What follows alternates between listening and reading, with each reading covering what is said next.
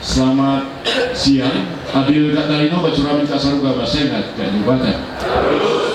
Assalamualaikum warahmatullahi wabarakatuh. Salam. Pertama-tama kita makin bersyukur pada hari ini saya bisa di tempat ini walaupun maraton kemarin di Bengkayang, karena saya juga akan menyelesaikan tugas-tugas saya yang berakhir pada tanggal 25 Januari jatuh tempo meskipun masa perpanjangan selama saya ketua di provinsi. Pada umumnya di adik-adik kabupaten juga kemarin perpanjang rata-rata 6 bulan karena mengingat COVID kita tidak bisa untuk melaksanakan seperti ini. Nah kemudian juga mungkin ada alasan yang lain, terutama untuk masalah dana dari APBD juga belum cair, karena sebagian saya lihat kemarin booster ini banyak didanakan juga oleh APBD. Nah selanjutnya saya ucapkan selamatnya Pak Jebrai ini bersampingan dengan Jebrai sebelahnya. Ini Jebrai Raja Gugong. Di sana ada Jebrai E2. Nah ini satu merah satu biru. Tapi jangan dulu berbicara partai, nanti tidak bersatu dayanya. Yang kedua, saya sengaja Pak hari ini mengapa pakaian saya biru-biru gaya. Saya tahu di Sukado ini bisa dilakukan kita juga. Dan kemudian beberapa catatan-catatan saya tadi yang disampaikan oleh Pak Ketua, saya tidak pakai teks ini, memang mencatat apa yang disampaikan oleh Pak Ketua. Kemarin juga di Bengkayang, saya rasa tidak perlu saya panjang lebar karena beliau adalah periode kedua. Jadi tinggal melanjutkan saja visi dan misi, mungkin masih relevan untuk tahun 2000 selanjutnya.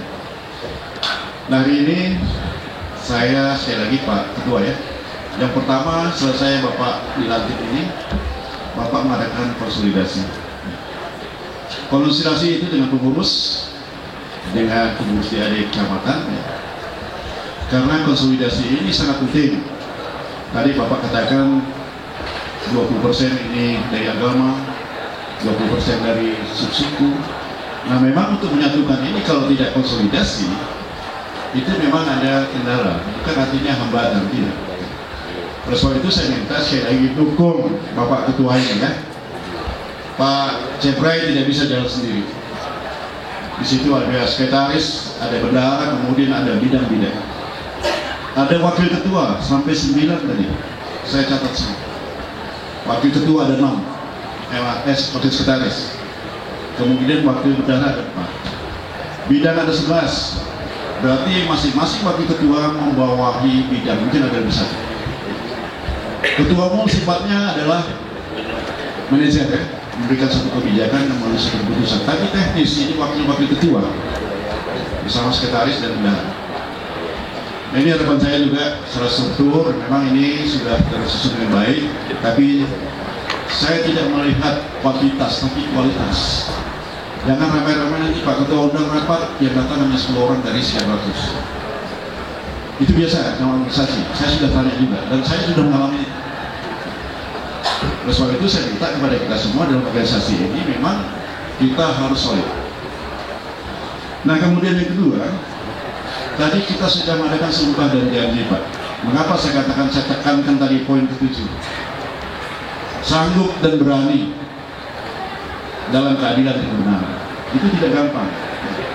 Apa yang kita menjadi moto kita, adil Kak Dalino Bacuramin Kak Saruga. Saya ingat kejiwatan. Jadi adil keterima yang pertama tadi, adil sesama manusia, tidak hanya sama Dayak saja, tidak sesama orang lain, tapi semua sama. Kita melaksanakan keadilan itu. Kalau sebab itu moto-moto seperti ini harus kita lakukan sanggup dan berani. Setelah konsultasi tentu ada rapat kerja.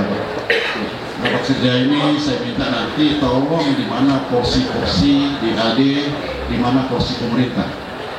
Nah pemerintah ini ada di bidang pembangunan, di bidang pemerintahan, dan bidang kemasyarakatan. Ada 3 ini. Semua masuk di dalam DAD.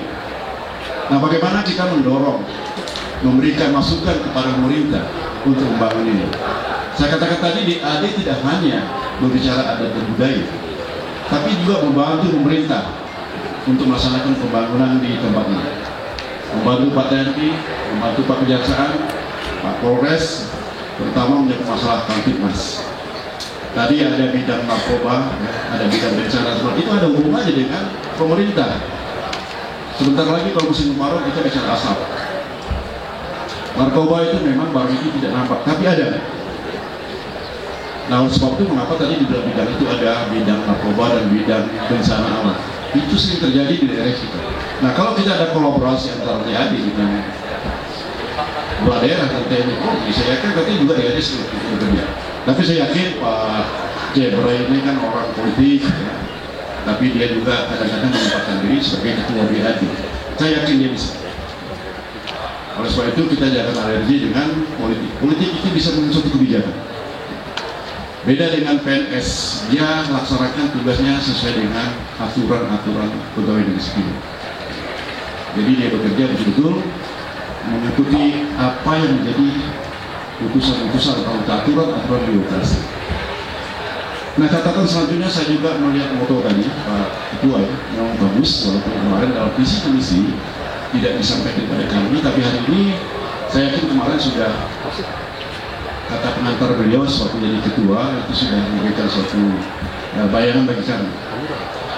Nah, dalam tema Dayak Bersatu, Dayak Bermartabat ya, kemudian Dayak Jaya. Bagaimana kita bermartabat kalau kita tidak bersatu? Bagaimana kita jaya kalau kita tidak bersatu dan bermartabat? Jadi saya rasa tiga kata-kata ini menjadi satu kalimat itu satu kesatuan kata yang harus kita ikuti. Bersatu Dayak, saya katakan belum bersatu.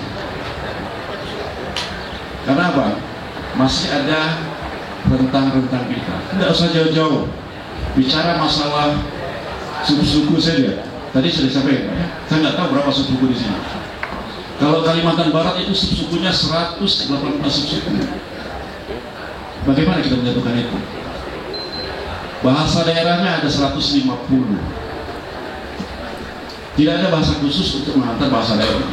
Kalau saya ngomong bahasa daerah dengan Pak Harun, mungkin saya bahasa Indonesia. Ya Pak Harun, kecuali saya di Landak, bisa. Bapak saya ya Pak, kepala kecamatan saya di Menyukai itu ada 4 bahasa daerah. Tapi saya sempat tahu bahasa mama saya. Jadi komunikasi bahasa daerah itu memang untuk daerah sendiri bisa. Tapi untuk antar kabupaten, antar kota, itu memang sulit jika menggunakan bahasa daerah. Saya hampir 10 tahun di Sakau, sulit saya bahasa daerah Sakau. Bertugas dan termasuk juga Sakau ini sebelum dimekarkan. Saya di sini tugas. Ini anak buah saya Pak Esdani. Waktu di Bapeda, beliau sudah jadi sekretaris daerah. Saya bangga punya anak buah ini jadi semua, karena ada semacam estafet di dalam kepemimpinan di wilayah ini. Nah, bersatu ini saya rasa ini yang perlu kerja keras. Saya juga belum bisa bagaimana ada yang bersatu. Nah, kemudian bermartabat ya jelas ya. Dan tadi sudah bersatu bermartabat, kemudian semacam ini kita jaya lah jaya. Nah, kemudian setelah konsultasi rapat kerja, kemudian program ini saya rasa tadi saya sudah dapat kerja. Nah, bagaimana koordinasi dengan pemerintah daerah, terutama Pak Bupati, kemudian Polres pimpinan daerah, ini harus ada koordinasi. Karena bagaimanapun juga nanti yang saya katakan tadi BRI adalah sebagai mitra pemerintah untuk memberikan pengawasan, monitoring terhadap pembangunan yang ada di daerah ini, tentu memberikan motivasi, memberikan semangat, memberikan masukan-masukan, terutama mungkin di dalam musrenbang ya Pak Sekda ya. Ini saya tahu lah di situ ya. Di situ ada bidang ekonomi, bidang sosial, dan bidang fisik dan perserana. Itu ada 3 bidang. Saya yakin itu terlibat 3 semua. Nah, kemudian menyangkut masalah yang lain-lain, saya rasa Dayak itu ada 3 komitmen. Saya kira identitas, sekali dia Dayak tetap Dayak Pak. Ya, itu identitas. Walaupun dia tadi agama Islam, agama Kristen, Katolik, darah itu tidak hilang. Jadi darah itu betul-betul melekat. Kalau agama itu pilihan. Saya di dalam rumah tangga, di dalam keluarga juga ada yang Muslim, ada yang Katolik, walaupun saya Kristen. Nah, tapi dalam waktu kita Natal, waktu kita Lebaran itu bergabung semua, tidak ada jarak di situ. Maaf saja Pak, mungkin saya makan babi di situ. Keponakan saya yang Muslim, dia tidak marah. Yang penting dia tidak. Itu yang saya anggap itulah Nusantara. Jadi daya itu saya juga tidak mau jadi daya sebenarnya, tapi Tuhan sudah menentukan. Mungkin saya juga tidak mau jadi orang bule. Nah, itulah mengapa kita menjadi seorang daya. Nah kemudian bahasa daerah tadi, itu harapan saya juga komitmen. Paling tidak bahasa ibu juga. Jadi Pak Bupati kita memang sulit Pak menjadi sebuah daerah, tapi beda di Kucing. Di Kucing Pak ada bahasa daerah itu ya komunikasinya adalah bahasa ibadah. Walaupun Bapak berada di Miri, berada di Kucing, berada di apalagi di daerah-daerah di Kucing sana, itu bahasa pengantarnya bahasa ibadah. Semua tahu itu. Jadi sukunya tahu semua. Nah ini juga kami pelajari kemarin dari Litbang untuk pengantar bahasa Dayak itu bahasa Dayak macam mana? Apakah dari Danung, apakah dari Kanayan, itu masih dipelajari. Bahkan di Kutusi Bawah kemarin ada satu bahasa daerah itu hampir punah. Nah itu yang kemarin dari beberapa provinsi kemarin ini dikejar. Kenapa sampai punah? Rupanya anak-anak mereka banyak kuliah di luar. Nah, jadi generasi yang lama itu sudah hampir habis. Yang muda-muda tadi ada yang keluar negeri. Itu yang kita jaga. Yang terakhir kita juga harus memiliki adat dan budaya. Itulah 3 komitmen itu. Jadi jangan lupa adat dan budaya ini. Walaupun kita sudah beragama, tapi adat dan budaya itu kita pegang. Inilah yang bisa mempersatukan kita. Kalau ekonomi, politik, sosial itu belum bisa Pak menyatukan orang baik. Tapi mudah-mudahan ke depan yang bisa menyatukan sementara ini saya kira adat dan budaya. Walaupun di sana di Sintang beda, di Sanggo beda, tapi tetap namanya peraga adat itu sama. Nah ini beberapa kali sampaikan sekali lagi selamat ya kepada Pak Jeprai. Saya terima kasih juga kepada pengurus yang lama ya. Saya minta jangan berkotak-kotak ya. Ini pesannya. Tolong dimonitor Pak Bupati sebagai Dewan Pertimbangan, Dewan Pakar ya. Tidak ada lagi Pak, kita tinggalkan masa lalu. Yang bagus kita lanjutkan, yang belum baik kita perbaiki. Tapi kalau kita masih dulu tidak menyala, tidak usah begitu. Jadi waktu saya kepala dinas juga apa namanya jalan itu yang tidak mantap itu baru 32%. Saya tidak menyalahkan yang lama, tapi begitu sampai 10 tahun saya melaksanakan, kondisi jalan mantap nasional dan provinsi itu sudah di atas 80%. Itu kita jalankan aja, apa masalahnya? Nah jadi saya minta kepada sekali lagi karena kita di kota-kota. Jadi yang lama kemarin tadi diambil berapa persen? Berapa? 70% masih banyak itu yang lama. 30% tadi mungkin berhalangan, mungkin sudah menjadi tugas yang lain, usia dan sebagainya tadi ya saya rasa kalau bisa jalan segitu bukan artinya karena tidak terpilih tadi. Artinya semuanya tahu. Nah masa formatur Pak sebenarnya belum waktu yang baik, belum jatuh tempo ya. Karena formatur itu jangka waktunya minimal 1 bulan. Jadi bekerja dulu. Tapi Bapak sudah sanggup 15 hari, luar biasa ya. Mungkin ya. Jadi 15 hari itu masih belum jatuh tempo itu, 1 bulan ya. Mungkin ada yang 2 bulan Pak. Untuk si bawahnya sekarang pusing kepalanya. Pengurus ini. Ada yang daya ini, daya sini. Kalau tidak dikomodir nanti marah. Sama dengan Pak Jepra yang sini sudah dilantik Pak, masih ada lagi. Apa kami tidak masuk? Udah saya bilang Pak Jepra jalankan saja. Nah itulah memang sulit Pak jadi ketua berat. Saya juga sama ya. Nanti minta perwakilan dari Sintang, perwakilan sekarang itu provinsi. Jadi memang mencari keadilan itu berat. Tapi paling tidak sudah memenuhi apa yang kita inginkan. Memang secara struktur kalau tidak solid memang berat. Jadi sekali lagi saya sampaikan kepada kita ini catatan saya tidak ada bawa teks sebagainya. Setiap saya masuk untuk melantik dan menentukan ini saya mencatat saja apa yang disampaikan oleh ketua-ketua yang dilantik. Nah inilah bahan saya nanti untuk maju kedua kalinya ke DAD Provinsi. Karena nanti ada 7 isu yang saya sampaikan nanti mengapa saya masih mau menjadi akan mencalonkan diri sebagai ketua DAD ini. Karena yang kemarin 5 tahun kemarin saya sudah laksanakan itu, tapi masih ada kebijakan-kebijakan yang dilaksanakan pemerintah itu masih tidak memihak kepada masyarakat adat Dayak. Saya sudah membaca.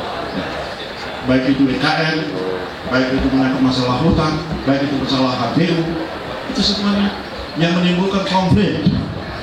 Baik itu masyarakat Dayak dengan perkebunan, masyarakat perkebunan dengan yang lain-lain. Itu sebabnya karena regulasi tadi belum memihak, termasuk juga peladan kemarin. Nah, jadi kemarin peradaban sepuluh kita sudah buat satu keputusan, yaitu peraturan gubernur atau Pergub nomor 103 2020 dan dilanjutkan dengan peraturan daerah nomor 1 tahun 2022. Jadi perlu disosialisasikan.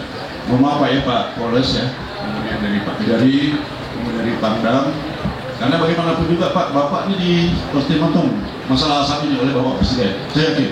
Ya. Kalau nggak bisa, Pangdam diminta. Kalau nggak bisa, Polda diminta. Oleh sebab itu, kita saling bergandengan tangan. Apa program pemerintah? Saya melihat kemarin Pak Gubernur sudah, yaitu mengatur masalah desa mandiri. Nah kemudian dari Pangdam, kalau nggak salah kemarin Pak Mayor Jenderal Endor Pak ya, itu langit biru di bumi Katusi. Itu programnya. Kemudian dari Polda, bagaimana masalah muktamar apa namanya itu? Penekanan dari Polda itu kemarin hanya masalah asal ini. Nah itu juga kita padukan dengan apa yang dikeluarkan Bapak Gubernur dan peraturan daerah supaya sinergi. Jangan sampai nanti kasus Sintang kemarin terjadi lagi. Kita juga tidak menyalahkan aparat, kita juga menyalahkan masyarakat. Nah, oleh sebab itu kemarin Pak Gubernur malah menjaga surat keputusan, surat peraturan gubernur ya nomor 103.